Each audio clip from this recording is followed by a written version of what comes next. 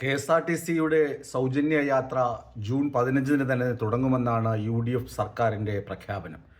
ആദ്യഘട്ടത്തിൽ ഓർഡിനറി ബസ്സിൽ മാത്രം. അതുതന്നെ ഒരു വലിയ ചതിവായെന്ന് കേരളത്തിലെ മഹാഭൂരിപക്ഷം വരുന്ന സ്ത്രീജനങ്ങളും പ്രത്യക്ഷത്തിൽ തന്നെ പറഞ്ഞു തുടങ്ങി, വിമർശിച്ച് തുടങ്ങി. ഓർഡിനറി ബസ്സിൽ ഒരു ജില്ലയ്ക്ക് അകത്തു മാത്രമാണ് സർവീസ് നടത്തുന്നത് സ്ത്രീകൾക്ക് വേണ്ടി.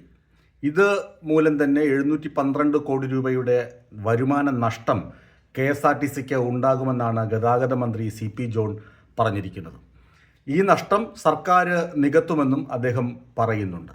കെ.എസ്.ആർ.ടി.സിയിലെ ഓർഡിനറി സർവീസുകളുള്ള ജില്ല എന്ന് പറഞ്ഞാൽ, കൂടുതൽ സർവീസുള്ള ജില്ല എന്ന് പറഞ്ഞാൽ മലബാർ മേഖലയിലല്ല, തിരുവനന്തപുരത്തും കൊല്ലത്തുമൊക്കെയാണ് ഓർഡിനറി സർവീസുകൾ കൂടുതൽ ഉള്ളത്. മറ്റ് ജില്ലകളിൽ അങ്ങനെയുള്ള സർവീസുകളില്ല. പിന്നെ കെ.എസ്.ആർ.ടി.സി നിരത്തിലിറക്കിയിട്ടുള്ള ബസ്സുകളിൽ ഫാസ്റ്റ് ബസ്സും അതുപോലെ തന്നെ പ്രീമിയം ബസ്സുകളും സ്വിഫ്റ്റ് ബസ്സുകളുമൊക്കെയാണ് കൂടുതൽ സർവീസ് നടത്തുന്നത്. ചുരുക്കത്തിൽ ഓർഡിനറി സർവീസിൽ മാത്രം സ്ത്രീകൾക്ക് സൗജന്യ യാത്ര കൊടുക്കുന്നതിലൂടെ സ്ത്രീകൾക്ക് അവർ പ്രതീക്ഷിച്ച അത്ര വലിയ ആനുകൂല്യം ലഭിക്കുന്നില്ല എന്നതാണ് പരക്കെ വിമർശിക്കപ്പെടുന്നത്. പിന്നെ ഇതിനൊരു കാലാവധി കൂടി സർക്കാർ നിശ്ചയിച്ചിട്ടുണ്ട്, 100 ദിവസം. ഇതാണ് സൗജന്യ യാത്ര എന്ന ഇന്ദിരാ ഗ്യാരണ്ടി UDF നടപ്പിലാക്കാൻ ഉദ്ദേശിക്കുന്ന പൈലറ്റായിട്ടുള്ള പ്രോജക്റ്റ്.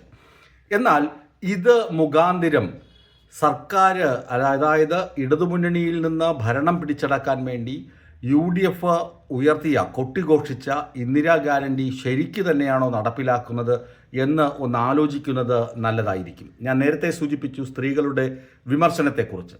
ചുരുക്കത്തിൽ സ്വകാര്യ സർവീസുകളെ സഹായിക്കുക, അതിനോടൊപ്പം തന്നെ കെ.എസ്.ആർ.ടി.സിയെ കട്ടപ്പുറത്താക്കുക എന്നിങ്ങനെയുള്ള വലിയ ഗൂഢ അജണ്ട ഇതിൻ്റെ പിന്നിലില്ലേ എന്ന് ന്യായമായും സംശയിക്കേണ്ടിയിരിക്കുന്നു. കഴിഞ്ഞ ദിവസം തിരുവനന്തപുരത്ത് ചേർന്ന ഉന്നതതല യോഗത്തിലും ഇക്കാര്യങ്ങൾ തന്നെയാണ് വന്നത്.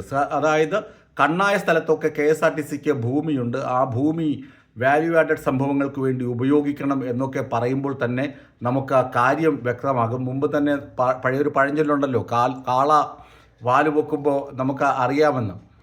അതുപോലെയാണ് ഈ സംഭവങ്ങൾ. കാരണം ഇതിനെയൊക്കെ സ്വകാര്യ കുത്തകകൾക്ക് കൊടുത്ത് എങ്ങനെ കൈയൊഴിയാം, അല്ലെങ്കിൽ എങ്ങനെ ആനവണ്ടിയെ കട്ടപ്പുറത്താക്കാമെന്ന ഗൂഢമായ റിസർച്ചാണ് ഇതിലൂടെ നടന്നുകൊണ്ടിരിക്കുന്നത് എന്ന് പ്രിയപ്പെട്ട പ്രേക്ഷകർ മനസ്സിലാക്കിയിരിക്കണം. കണ്ണിൽ പൊടിയിട്ട് സ്ത്രീജനങ്ങളുടെ കണ്ണിൽ പൊടിയിട്ട് വോട്ട് നേടിയതുപോലെ അത്ര എളുപ്പമല്ല ഈ സൗജന്യ യാത്ര എന്നൊക്കെ നമുക്ക് മനസ്സിലാക്കാൻ കഴിയും.